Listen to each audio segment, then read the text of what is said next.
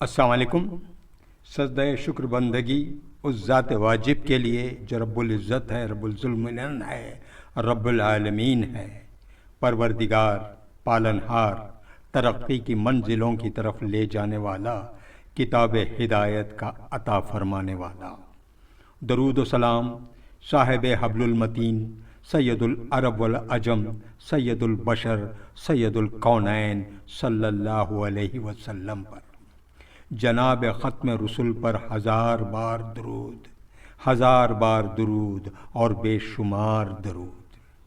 ناظرین اکرام، دین زندہ تو ہم زندہ کی ایک اور قسط لے کر نور احمد آپ کی خدمت میں حاضر ہے۔ ناظرین باوقار، جیسا کہ آپ بخوبی جانتے ہیں کہ دین زندہ تو ہم زندہ کی جو قسط وار ویڈیوز جو آپ کی خدمت میں پیش کی جا رہی ہیں، ان کا مقصد یہ ہے کہ مختصر وقت میں امت کے سامنے تاریخ اسلام اور تاریخ انبیاء کرام کو پیش کیا جائے، تاکہ امت میں دین کا شعور اور سیرت رسول صلی اللہ علیہ وسلم کو جاننے اور سمجھنے کا شوق اور رغبت پیدا ہو۔ خاکسار کے دو اور چینل ہیں، جیسے باتیں نور کی اور سچی بات نور کی۔ آپ سے گزارش ہے کہ ان چینلوں کو بھی آپ دیکھیں تاکہ زیادہ سے زیادہ لوگ فائدہ اٹھا سکیں۔ دعا ہے کہ خاکسار کی یہ کوشش آپ کے لیے نافع ثابت ہو۔ چلیے آگے بڑھتے ہیں۔ ناظرین، پچھلی قسط میں ہم نے رسول مقبول صلی اللہ علیہ وسلم کا مدینہ میں شاندار استقبال پر روشنی ڈالی تھی۔ اس قسط میں ہم مدینہ میں مسجد نبوی کی تعمیر، اذان کی ابتدا، مہاجر و انصار میں بھائی چارہ اور اصحاب صفا پر ایک نظر ڈالیں گے۔ ہجرت کے بعد رسول اللہ صلی اللہ علیہ وسلم نے سب سے پہلے ایک مسجد کی تعمیر فرمائی، جس کو آج مسجد نبوی کے نام سے جانا جاتا ہے۔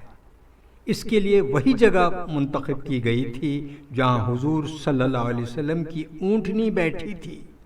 یہ زمین بنو نجار کے دو یتیم بچوں کی تھی، جس کو آپ نے قیمت دے کر خرید لیا تھا۔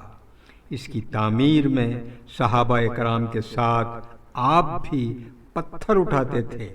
صحابہ کرام جوش میں یہ شعر پڑھتے تھے، جس کا ترجمہ ہے: اے اللہ، اصل اجرت تو آخرت کی اجرت ہے۔ اے اللہ، انصار و مہاجرین پر رحم فرما۔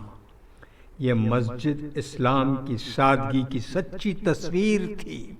اس مسجد کے 3 دروازے بنائے گئے تھے۔ دروازے کے دونوں پائے پتھر کے اور دیواریں کچی اینٹ اور گارے کی بنائی گئی تھیں۔ ستون کھجور کے تنوں سے اور چھت کھجور کی شاخوں اور پتوں سے تیار کی گئی تھی۔ قبلے کی دیوار سے پچھلی دیوار تک 100 ہاتھ کی لمبائی تھی۔ یہ مسجد صرف نماز ادا کرنے کے لیے ہی نہیں، بلکہ اسلامی تعلیم کے لیے ایک درسگاہ اور دعوت و تبلیغ اور دنیا کے سارے مسائل کو حل کرنے کے لیے ایک مرکز بھی تھا۔ اس کے امام اللہ کے نبی صلی اللہ علیہ وسلم اور اس کے نمازی صحابہ کرام جیسی مقدس ہستیاں تھیں۔ حضرت ابن عمر رضی اللہ تعالیٰ عنہ فرماتے ہیں کہ حضور صلی اللہ علیہ وسلم نے جماعت کی نماز کے لیے جمع کرنے کا مشورہ کیا تو صحابہ کرام نے مختلف رائیں پیش کی۔ کسی نے یہود کی طرح بگل بجانے اور کسی نے عیسائیوں کی طرح گھنٹی بجانے کا مشورہ دیا، لیکن آپ صلی اللہ علیہ وسلم نے پسند نہیں فرمایا، بلکہ سوچنے کا موقع دیا۔ اسی رات حضرت عمر رضی اللہ تعالیٰ عنہ نے خواب میں اذان سنی، اور ایک صحابی عبداللہ بن زید بن عبد الربا نے بھی خواب میں دیکھا کہ ایک شخص اذان کے کلمات کہہ رہا ہے۔ انہوں نے اس کو یاد کر لیا اور آنکھ کھلتے ہی رسول اللہ صلی اللہ علیہ وسلم کے پاس تہجد کے وقت پہنچے اور خواب سنایا۔ آپ صلی اللہ علیہ وسلم نے حضرت بلال رضی اللہ تعالیٰ عنہ کو ان کلمات کے ساتھ فجر کی اذان دینے کا حکم فرمایا۔ اذان سنتے ہیں حضرت عمر رضی اللہ تعالیٰ عنہ دوڑے ہوئے آتے ہیں اور عرض کیا، میں نے بھی اسی طرح اذان کے کلمات کو خواب میں سنا ہے۔ اس کے بعد سے ہی اذان دینے کا سلسلہ شروع ہو گیا۔ اسلام میں سب سے پہلے مؤذن حضرت بلال رضی اللہ تعالیٰ عنہ ہوئے اور دوسرے حضرت عبداللہ بن ام مکتوم رضی اللہ تعالیٰ عنہ بنے۔ حضرت بلال رضی اللہ تعالیٰ عنہ نے فجر کی اذان میں سب سے پہلے الصلاۃ خیر من النوم کہا، جس کو حضور صلی اللہ علیہ وسلم نے پسند فرمایا۔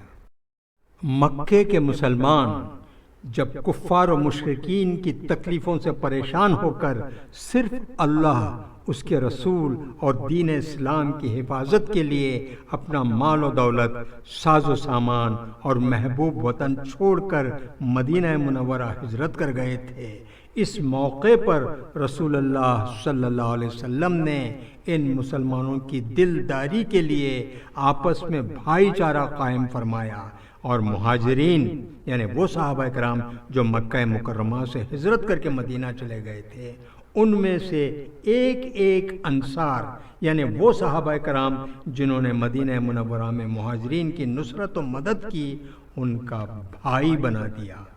انصار نے اپنے مہاجر بھائی کے تعاون اور عزت و احترام میں بڑھ چڑھ کر حصہ لیا اور ان کے ساتھ ہمدردی و محبت، ایثار و قربانی، مہربانی و حسن سلوک کی ایسی بہترین مثال پیش کی کہ آج تک پوری دنیا مل کر اس جیسی مثال پیش نہیں کر سکی۔ مال و دولت، زمین و باغات، بلکہ ہر چیز میں ان کو شریک کر لیا، مگر مہاجرین نے بھی انصاری بھائیوں کیا ہر معاملے میں ساتھ دیا اور اپنی روزی کا بذات خود انتظام کرنے کے لیے تجارت وغیرہ کا پیشہ بھی اختیار کیا۔ بہرحال یہ رشتہ مواقعات اسلامی تاریخ میں اتحاد و اتفاق اور قومی یکجہتی کی ایسی مثال تھی جس نے نسل و رنگ، وطن و ملک اور تہذیب و تمدن کے سارے امتیاز کو عملی طور پر ختم کر ڈالا۔ جب مسجد نبوی کی تعمیر ہوئی تو اس کی ایک طرف چبوترا بنایا گیا تھا جس کو صفا کہا جاتا ہے۔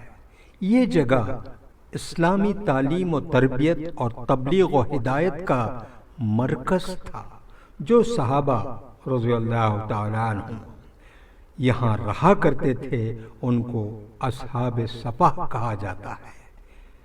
ان لوگوں نے اپنی زندگی کو اللہ کی عبادت، رسول اللہ صلی اللہ علیہ وسلم کی خدمت اور قرآن کی تعلیم حاصل کرنے کے لیے وقف کر دیا تھا۔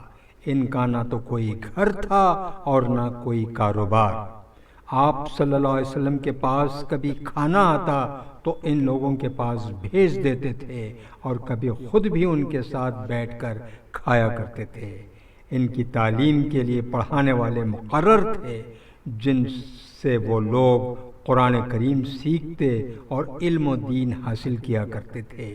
اس لیے ان میں سے اکثر صحابہ قرآن کے بہترین قاری تھے۔